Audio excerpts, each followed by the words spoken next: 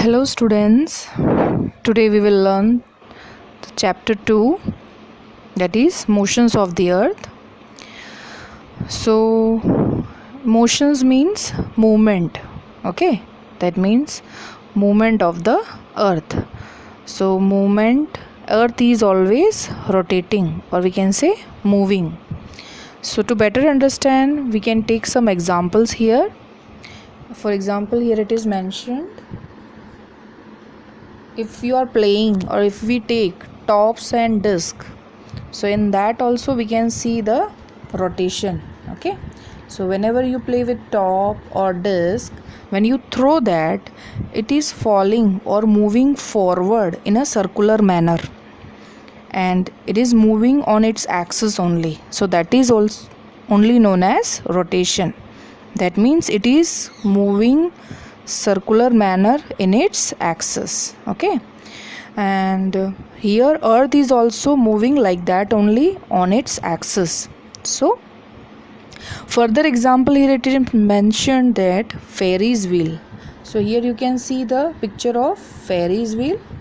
In this picture you can see the structure of wheel, that is also in a circular manner only. Means this Ferris wheel, whenever it is moving in a circular manner on its axis, okay. Now here we have two motions, that is one is rotation, another is revolution. Now earth is rotating, that means when earth rotates on its axis only, it is called rotation, okay. And when the earth revolves around the sun, it is called revolution. So from the next picture we can understand better. Here you can see the pic, that is center you can see the sun, and earth you can also see. Here both thing is mentioned here, revolution and rotation. That means earth is revolving around the sun, that is revolution, and earth is rotating on its own axis, that is rotation. So with the help of both the movements, we are getting day and night and seasons. Okay, from the same picture we can understand both revolution and rotation, okay. Revolution give us different seasons and rotation give us day and night. Now we move to the next point. Here in this picture, in this page, you can see measurement of a pillar shadow. Now what is shadow? Shadow means a dark shape on a surface, okay. Shadow means a dark shape on a surface. That means when light falls on any opaque object, when light falls on any opaque object, it does not allow the light to pass through it, okay. That means it does not allow the light to pass through it, so we get the shadow of the certain object. But if we take any transparent material or object, the light can easily pass through it, okay. The light can easily pass through it, so we doesn't have any such shadow of that material or object, okay. So here we can understand by the next pic. Here you can see the pic. In that first you can see one image, there it is shown that the source of light is coming from the forehead of that person. So you can see the length of the shadow is very short from the actual one, okay. And in the next pic you can see the source of light is somewhat far, so the length of the shadow is very long from the actual one, okay. So it depends upon from where the source of light is getting to the object, which determine the shadows different length, okay. So we move to the next page. So here also it is showing the same thing only, Because of the changes in the sun's direction, there is a changes in the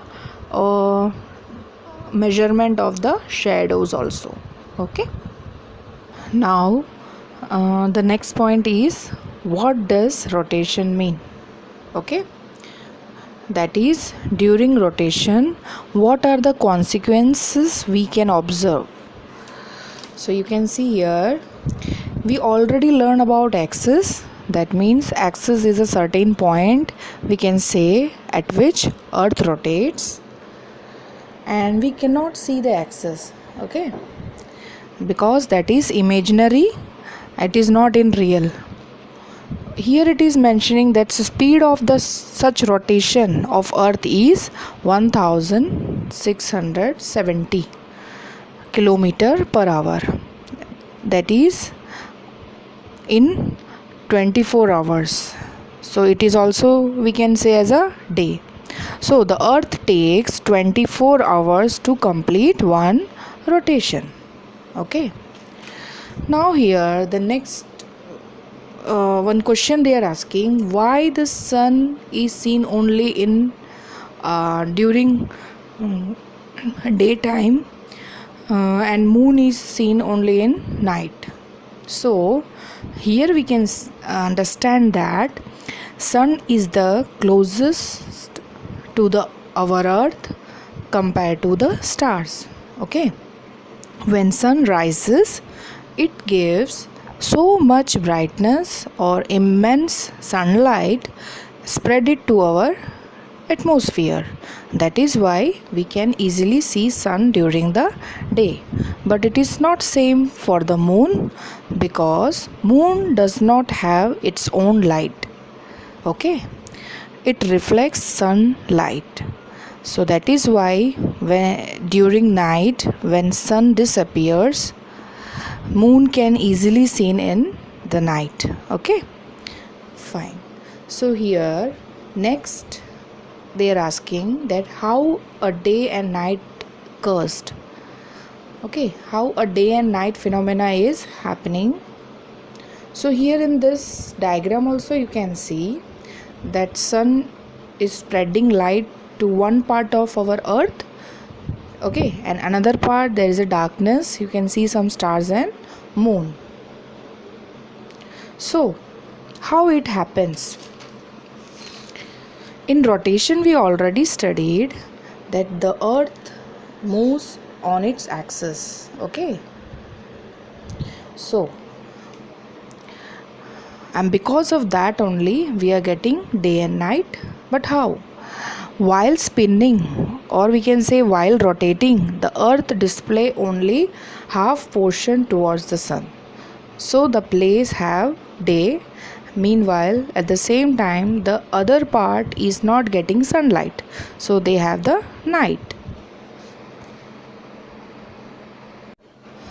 So this is how we are getting day and night phenomena. And you can see one experiment is given below in the textbook. In that, only you need a ball and the torch. Go into a dark room. Okay, switch off the lights. There will be no source of light should be there, and when you on the torch you will see that ball is getting the light on the half part only. So that half part consider as our earth, that half part where the light is spreaded, that is our day, and the other part where the light is not getting, that is our night. The same thing is happening to our earth also while it is rotating. Here one picture I have shown. In this also you can understand the sun is there spreading light to the half part of our earth, and another part at that time we are getting night. But while moving or rotating, the part having night come towards the sun, that means it will become a day, and the day part will turns toward the night and it will become the night. The same thing is happening while rotation of the earth.